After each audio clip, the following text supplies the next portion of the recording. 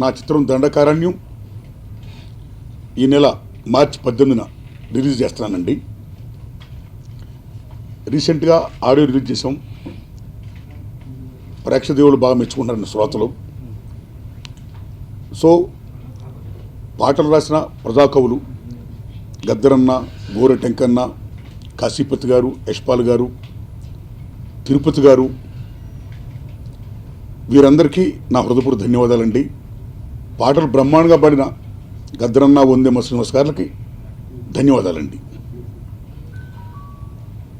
ఈ దండకారణ్య సినిమా ఈరోజు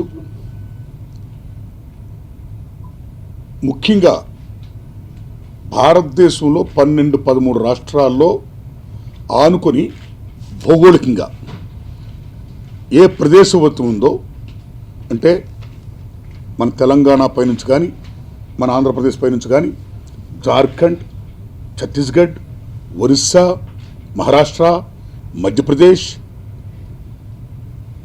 Bihar, eastern UP, west Bengal మొత్తం కంప్లీట్ అంత దండకారణ్యం. ఈ దండకారణ్యంలో ముఖ్యంగా అక్కడ ఉన్న మూలవాసులు, ఆదివాసులు, గిరిజనులు. అలాంటిది ఈరోజు దండకారణ్యం మొత్తం ఒక అగ్నిగుండంగా మారుతుంది. ఇటు ఎన్కౌంటర్ పేరు చెప్పి అనేక మంది ఉద్యమకారులు చనిపోతున్నారు. మందు పాత్రలు పెట్టానండి, మరోటనండి, అనేక మంది జవాన్లు, పోలీసులు చనిపోతున్నారు. ఇన్ బిట్వీన్ ఆదివాసీలు అనేక మంది ప్రాణాలు కోల్పోతున్నారు. ఒక పెద్ద బీభత్సం యుద్ధం జరుగుతుంది ఇవాళ దండకారణ్యంలో. ఎందుకోసం? రాజ్యాంగం ఆదివాసీలకు కల్పించిన హక్కులు ఏమైతే ఉన్నాయో, షెడ్యూల్ 5 కానీ, 5D కానీ, షెడ్యూల్ 6 కానీ అవి ఇంప్లిమెంట్ చేయకుండా in the name of development, అభివృద్ధి పేరు చెప్పి మన కేంద్ర రాష్ట్ర ప్రభుత్వాలు బహుళజాతి కంపెనీలకు, కార్పొరేట్ శక్తులకు, ప్రైవేట్ శక్తులకు అక్కడున్న ఖనిజ సంపదని, మూల సంపదని మొత్తం దారాదత్తం చేస్తున్న టైంలో in the name of development మా మూల వనరులు మాకే చెందాలి, అభివృద్ధి పేరు చెప్పి ఇక్కడ ఏ పరిశ్రమలు పెట్టినా మా పర్యావరణం నాశనం అయిపోతుంది, ఎవరు ఎక్కడ ఏ డ్యాములు కట్టినా ఫస్ట్ మా ఆదివాసీలు ఎక్కడికి తరలి వెళ్ళిపోతున్నాం. ఇవాళ అనేక ఖనిజ పరిశ్రమలు, బ్యాక్సైట్ గనుల తవ్వకాలు కానీ, ఇనుపు ఖనిజ తవ్వకాలు కానీ, డోలమైట్ కానీ అనేకమైనవి. ఈ తవ్వకాలప్పుడు ముఖ్యంగా ఈవేళ విశాఖ ఏజెన్సీలో ఏ బాక్సైట్ గనులకు వ్యతిరేకంగా ఈవేళ మా పర్యావరణం రక్షించండి, మా బతుకులను కాపాడండి, మా ఉనికిని కాపాడండి, ఇక్కడ in the name of development మమ్మల్ని మా బతుకులు చిన్న భిన్నం చేయొద్దని ఏ పోరాటం జరుగుతుందో అలాంటి పోరాటాలు ఈవేళ దండకారణ్యం మొత్తం జరుగుతున్నాయి.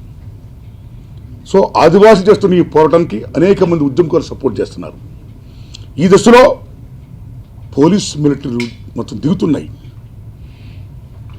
కాల్పులు జరుగుతున్నాయి, మొత్తం బీభత్సంగా మానవం జరుగుతుంది.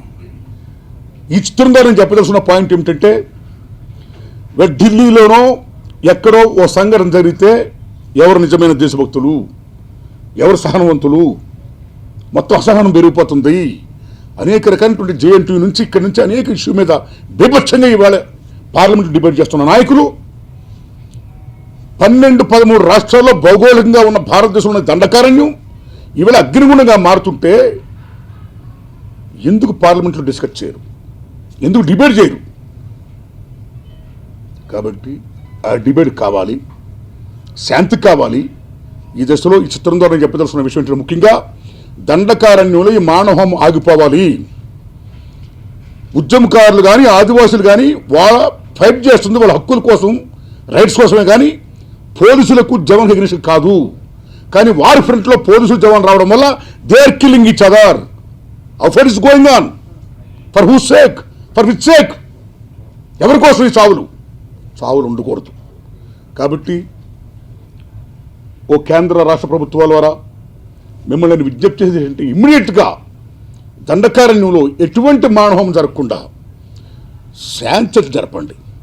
అదే రీసెంట్గా మన హోమ్ మినిస్టర్ గారు రాజ్నాథ్ సింగ్ గారు ఒరిస్సాలోని కోరాపుట్లో నక్సల్స్తో మేము చర్చలు జరపాలనుకుంటున్నాం, శాంతి చర్చలు జరిపారు. వారు అనే ముందు వారు ఏమన్నారంటే, ఒక మాట, మీరు ఆయుధాలు విడిచిరండి, మన శాంతి చర్చలు జరుపుకుందాం అన్నాడు ఆయన. నేను రాజ్నాథ్ సింగ్ అని ఒక విజ్ఞప్తి చేస్తున్నా. వాళ్ళ భుజాల మీద ఆయుధాలు ఉన్నాయి కాబట్టే మీరు వాళ్ళని చర్చకి పిలిచారు. కాబట్టి ఎటువంటి షరతులు విధించకుండా బేషరతుగా ఉద్యమకారుల్ని, ఆదివాసీ పెద్దలను, ఈ పోలీస్ జవాన్ల పెద్దలను మీ ప్రభుత్వం శాంతిలు జరపండి. దండకారణ్యాన్ని ప్రశాంతంగా ఉండేది చూడండి. రాజ్యాంగం ఆదివాసుల కోసం ఏ హక్కులు కల్పించిందో అవి అమలు చేయండి. ఇదే నా విజ్ఞప్తి ఈ దండకారణ్య చిత్రం ద్వారా. ఈ చిత్రం ఈ 18 రిలీజ్ అవుతుందండి. సో ప్రేక్షక దేవుళ్ళారా, గత చిత్రాలలాగా ఈ చిత్రాన్ని కూడా ఆదరించి నేను ఇంకేలాంటి చిత్రాలు తీయడానికి నాకు బలాన్ని చేకూర్చవలసిందిగా నేను విజ్ఞప్తి చేస్తున్నానండి. Thank you. ఈ సినిమా హిట్ అవ్వాలని ఇద్దరి కోసం మనస్ఫూర్తిగా కోరుకున్నానండి. ఒకటి నందిని రెడ్డి, 2 దాము గారు.